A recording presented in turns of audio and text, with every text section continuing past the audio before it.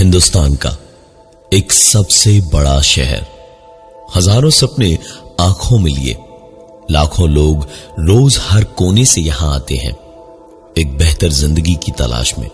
धवल की पिछली किताब बहुत हिट हुई थी। पैसों को सही जगह लगाकर मुंबई की एक बहुत ही लंबी बिल्डिंग में फ्लैट खरीदा उसने। अपनी बीवी पूर्वा और बेटी नैना को लेकर मुंबई पूरी तरह शिफ्ट हुआ तो पता चला कि बिल्डिंग की छत पर रात 11 बजे के बाद जाना मना है। धवल और पूर्वा का नया फ्लैट जिस बिल्डिंग में था, वहां की छत से शहर का नजारा कितना ही गजब होता, ये तो बस सोच सोच के ही पूर्वा पागल हुए जा रही थी। 2-3 दिन तो सब कुछ ठीक करने और घर को सजाने में निकल गए। आखिरकार वीकेंड आया। शनिवार की शाम को तीनों बाहर डिनर करके लौटे तो मौसम बहुत अच्छा हो गया था। ठंडी हवाएं थी और तकरीबन 11:30 बजे बारिश शुरू हुई।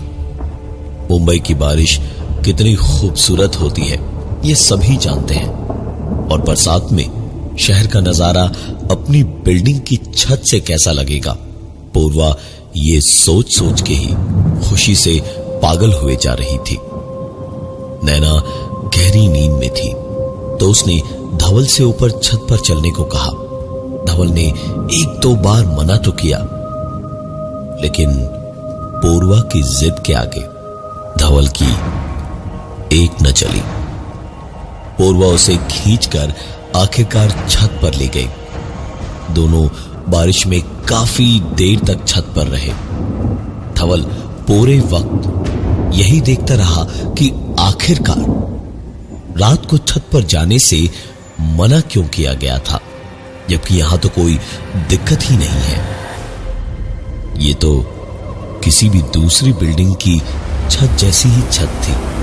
खैर, दोनों वापस घर आए और जिंदगी चलती रही। कुछ ही दिनों के बाद एक बार फिर से रात का ही वक्त था और इस बार धवल ने पूर्वा से कहा, चलो बारिश में अपना शहर देखते हैं। दोनों लिफ्ट से छत पर गए और छत पे पहुंच के देखा कि वो वहां पर अकेले नहीं थे। छत पर एक मियां बीवी पहले से थे, वहां बारिश का मजा लेते हुए। मुस्कुरा के हाय हेलो हुई तो धवल और पूर्वा को उन्होंने बताया कि उनका फ्लैट 4थे माले पर है और वो भी रात को छत ही देखने आए थे। हंसी मजाक और इधर उधर की बातों में थोड़ा वक्त बीता। धवल और पूर्वा अपने फ्लोर पे उतरे तो उनको अपने घर कभी भी चाय पे आने का न्योता देके वो लोग नीचे अपने फ्लोर पर चले गए। अपना नाम उन्होंने पीयूष और मीनू बताया था। धवल और पूर्वा खुश थे कि चलो किसी से जान पहचान तो हुई। नहा धोकर पूर्वा सोने के लिए चली गई और धवल ने टाइपराइटर पर अपनी किताब के पन्ने टाइप करने शुरू किए ही थे जब अचानक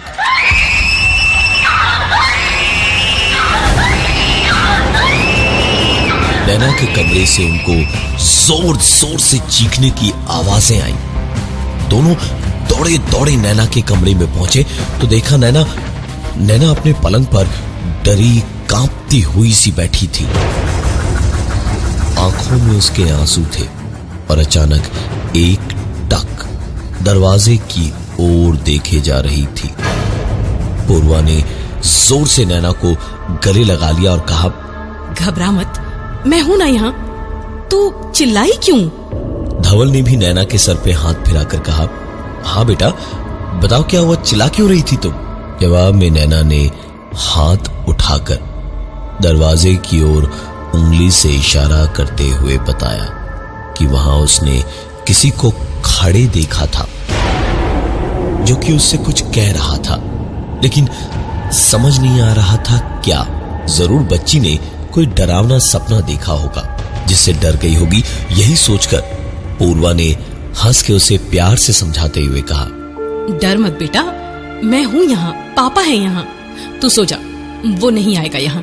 इस पर उस छोटी सी बच्ची ने कहा, हाँ माँ, वो इधर नहीं आएगा, वो आपके कमरे में चला गया है। ये सुनकर धवल ने हंसते हुए कहा, अच्छा किया जो वहां चला गया, मैं देख लूंगा उसे अब। ठीक है, तू सो जा।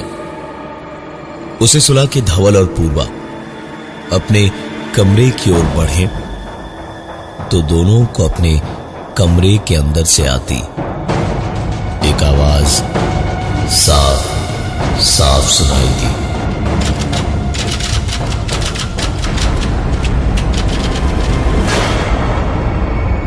धवल ने पूर्वा को कमरे के बाहर ही रोका और कमरे के खुले दरवाजे से अंदर झांका। लाइट जली हुई थी और पूरा कमरा खाली था, अंदर कोई भी नहीं था। पूर्वा और धवल को सारी रात नैना की फिक्र में नींद नहीं आई। एक दो दिन और बीते। अब ये नई जगह भी बिल्कुल घर जैसी हो चुकी थी इनके लिए। रात का वक्त था, तकरीबन 1:30 बजे थे। धवल पूर्वा अपने कमरे में और नैना अपने कमरे में आराम से सो रहे थे जब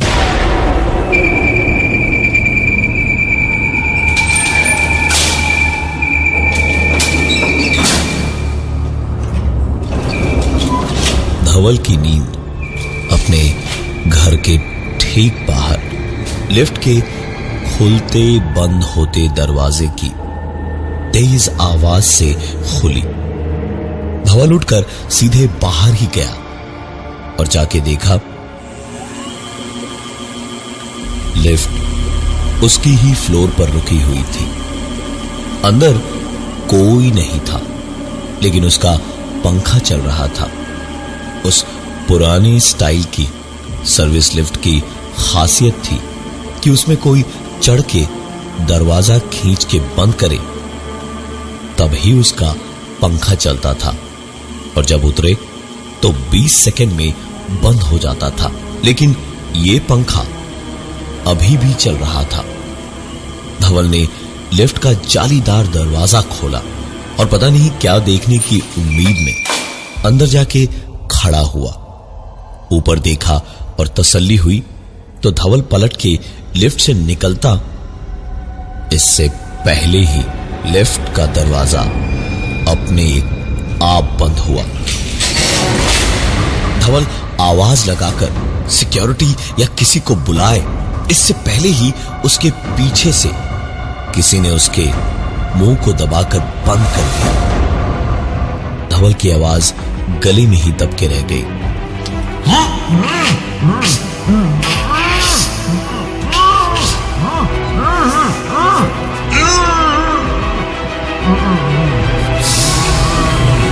लिफ्ट बहुत तेजी से नीचे जाने लगी और धवल की आंखों के आगे अंधेरा घना होते होते धवल पूरी तरह से बेहोश हो गया। आंख जब खोली तो धवल को यकीन ही नहीं हुआ। वो अपने कमरे में अपने बिस्तर पर आराम से सोया हुआ था और पूर्वा बाहर किचन में रोज की तरह गुनगुनाती हुई नाश्ता बना रही थी। धवल तुरंत चिल्लाया, पूर्वा मैं वापस कैसे आया? कौन लाया मुझे? मैं तो बेहोश हो गया था लिफ्ट में। पूर्वा ने जब धवल का ये सवाल सुना तो किचन का सारा काम छोड़कर कमरे में गई और उसने धवल से कहा, धवल काम करते करते पागल हो गए हो तुम। यहीं सोए थे रात को। जाओ, बहुत काम पड़ा है, नैना को स्कूल छोड़ के आओ। धवल ने भी सोचा कि क्या अजीब सपना था। बिल्कुल लगा जैसे सच ही था। नैना को नीचे स्कूल बस तक तो लिफ्ट में जाके छोड़ आया, लेकिन वापसी में पता नहीं क्यों लिफ्ट में चढ़ने की हिम्मत ही नहीं हुई। सीढ़ियों से ही वापस ऊपर चढ़ने लगा। 3rd से 4th फ्लोर पे जाने लगा तो धवल की आंखें हैरानी से चौड़ी होती चली गई। सामने ऊपर 4th फ्लोर से पीयूष और मीनू खून से सने कपड़ों में एक टक, नाक की सीध में बिना आग की पुतलियां या हाथों को हिलाए सीढ़ियों से नीचे उतर रहे थे। धवल के करीब जब वो पहुंचे तो धवल ने कहा, अरे पीयूष मीनू, ये क्या हुआ? ये आपके कपड़ों में खून कैसे? सब ठीक तो है ना? उन दोनों ने जैसे ना ही धवल की बात सुनी और ना ही जैसे उसे देखा भी। धवल कुछ देर उन्हें बस देखता रह गया। वो उन्हें आवाजें तो देता, लेकिन वो रुके नहीं। धवल तुरंत उनके पीछे पीछे नीचे भागा और नीचे जाके देखा तो पीयूष और मीनू कहीं नहीं दिखे। धवल ने तुरंत सामने बैठे वॉचमैन से पूछा तो वॉचमैन ने बताया कि यहां से तो कोई भी नहीं गया। धवल ने एक दो बार और पूछा, लेकिन वॉचमैन का जवाब ना ही था।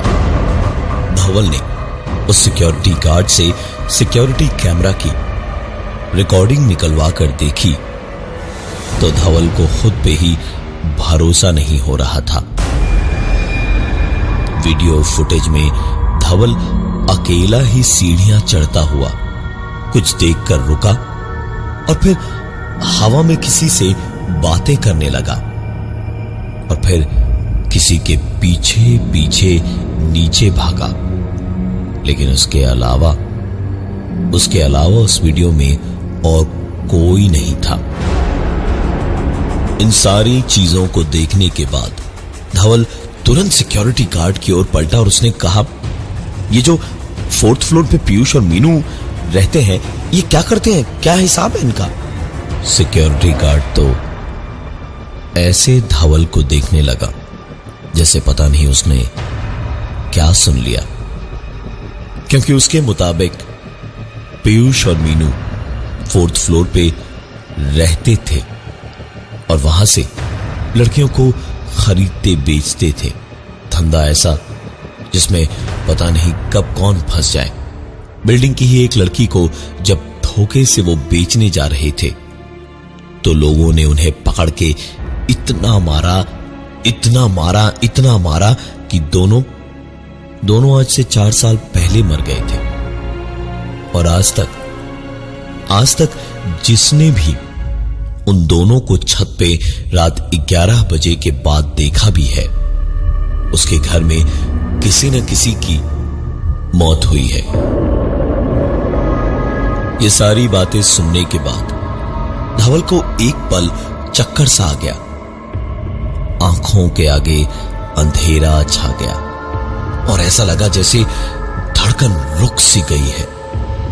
धवल की आंखों के सामने तुरंत पूर्वा और नैना का मुस्कुराता चेहरा आ गया। धवल वापस ऊपर अपने फ्लैट की ओर भागा और पहुंच के बस एक एक पल गिनने लगा। पूर्वा अपना काम करती रही और अपनी किताब का काम करते करते धवल लगातार पूर्वा पे नजर रखे हुए था। दोपहर हुई तो धवल नहाने गया और इतनी ही देर में नैना स्कूल से लौटी। सर पहुंचते पहुंचते धवल ने स्कूल बैग रखकर अंदर आती नैना को हाथ में चिप्स का पैकेट लिए हुए देखा तो पूछ ही लिया, ये कहां से मिला बेटा? नैना के जवाब ने धवल के नहाकर पानी पहुंच चुके सर को फिर से पसीने से भिगो दिया, क्योंकि नैना ने बताया कि उसे वो चिप्स का पैकेट 4th फ्लोर वाले पीयूष अंकल ने दिया है। धवल ने तुरंत पैकेट छीनकर बालकनी से नीचे फेंक दिया और नैना को डांट दिया कि किसी भी अजनबी से कुछ भी ना ले कभी। बेचारी बच्ची कुछ देर रोई और फिर सारी बातों को भूल गई। धवल भी अपने काम में लग गया। शाम को नैना के बिल्डिंग के बच्चों के साथ खेलने का टाइम हुआ तो उछलती कूदती हुई नैना अपने हाथों में कुछ छुपाए हुए जाने लगी तो धवल ने रोक कर पूछा कि उसने हाथों में क्या छुपाया हुआ था।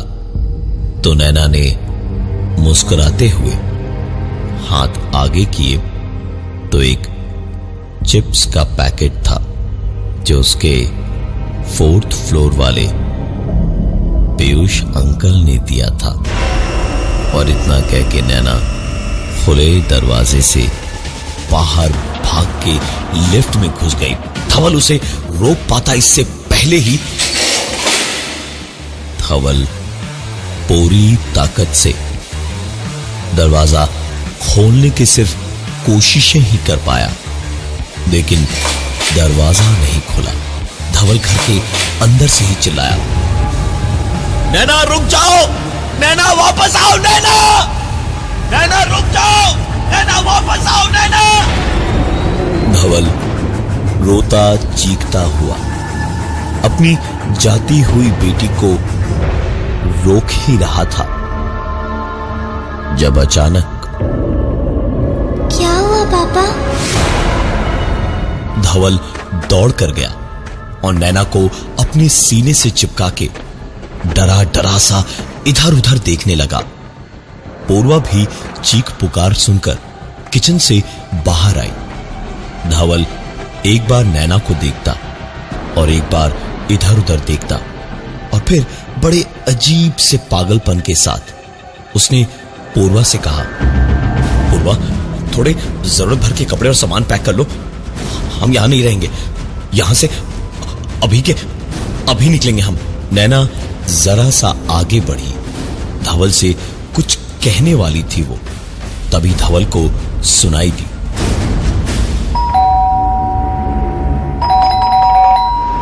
धवल ने पूर्वा की गोद में अपनी बेटी नैना को दिया और दरवाजे की ओर बढ़ा। धवल दरवाजा खोलने जा रहा था तो एक पल को न जाने क्यों रुका और आई होल से झांक कर देखा और देखते ही उसे लगा जैसे उसकी आंखों के आगे अंधेरा सा छा गया, क्योंकि बाहर पीयूष और मीनू वैसी ही पथराई आंखें और पथराए से होंठ लिए खून से सने कपड़ों में खड़े थे और डोरबेल बजाए जा रहे थे। धवल तुरंत पलटा और एक दो पास रखी कुर्सियां उठाकर दरवाजे के हैंडल से अटका के लगा दी, जिससे दरवाजा तोड़ न पाए बाहर से। डोरबेल बजे जा रही थी और अब धवल पूर्वा की ओर पलट के बोला, बाहर मीनू और पीयूष खड़े हैं, वो नैना और तुम्हें मुझसे दूर ले जाएंगे। तुम लोग अंदर छुप जाओ, मैं अभी तुरंत सिक्योरिटी को बुलाता हूं। तो अंदर जाओ तुम लोग। पूर्वा के लिए यह सब बहुत हो गया था। उसने गुस्से में रोते रोते उससे कहा, कब तक धवल, कब तक? अपनी कहानियों में इतना मत खो जाओ कि उन्हीं में जीने लगो। तंग आ चुकी हूं इन सब से। अरे कोई नहीं है हमें तुमसे दूर करने वाला। कौन पीयूष, कौन मीनू? धवल की आंखों में जैसे गुस्से से खून उतर आया था कि उसकी बात पूर्वा कैसे नहीं मान सकती। गुस्से से दांत भींचकर धवल ने कहा, तुम मीनू और पीयूष को भूल गई? हाँ? अरे वही जो छत पर मिले थे हमें, वो जो 4 तल्ले पर रहते हैं पीयूष और मीनू, उन्हीं की बात कर रहा हूं मैं। पूर्वा अपनी बेटी नैना को उसके कमरे में छोड़ ही आई थी और उसके बाद अपना सर पीटती हुई जमीन पर बैठ गई और रोते हुए उसने कहा, बस करो धवल, कोई नहीं मिला था तुम्हें छत पे। मैं तो गई भी नहीं कभी तुम्हारे साथ। छत पे रात को जाना मना है, भूल गए तुम? धवल मैं भी इंसान हूँ, थक चुकी हूँ अब इन सब से। जीना दुश्वार हो गया है मेरा। भूल गई? तंग आ चुकी हूँ इन सब से। कब उन्हीं की बात कर रहा हूं मैं। पूर्वा और धवल के बीच बात इतनी बढ़ गई कि पूर्वा बात कहते कहते ही बालकनी तक गई और एक बार पलट के धवल को जी भर के देखा और फिर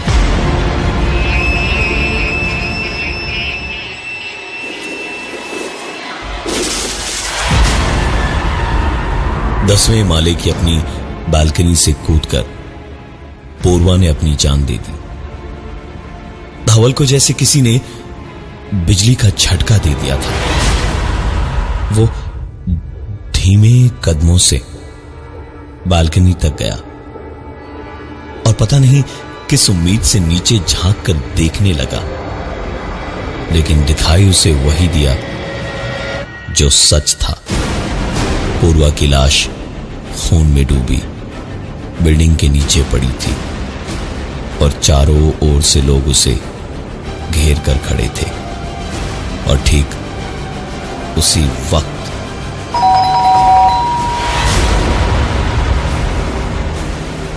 दरवाजे की घंटी फिर से बजी। धवल ने तुरंत नैना के कमरे का दरवाजा बाहर से बंद किया और आई होल से झांका तो देखा दरवाजे पर इस वक्त पीयूष और मीनू पीछे खड़े थे और एक जख्मी पूर्वा डोरबेल बजा रही थी। धवल सर से पांव तक पसीने से भीग चुका था। धवल अपनी आवाज, धड़कन और सांस सब रोके हुए दरवाजे के इस पार था और सिर्फ नैना के लिए ऊपर वाले से दुआ मांग रहा था। और शायद उसकी दुआ सुन भी दी गई। पूर्वा, पीयूष और मीनू तीनों पलटे और सीढ़ियों से उतरने लगे। धवल ने दरवाजा खोला और झांका तो पूर्वा ने सीढ़ियों से उसे पलट के देखा और बस चुप रहने का इशारा किया।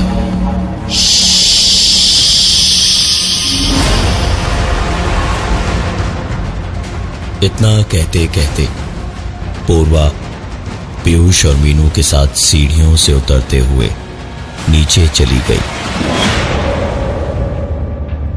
धवल ने वो घर सारे क्रियाकर्मों के बाद तुरंत खाली कर दिया। उस बिल्डिंग का चौथा और छठा माला आज भी सील किया हुआ है और चौकीदार सिर्फ एक ही बात कहता है, जिस किसी ने भी रात के 11 बजे के बाद पीयूष और मीनू को छत पर देखा है, उनके परिवार के किसी एक सदस्य की मौत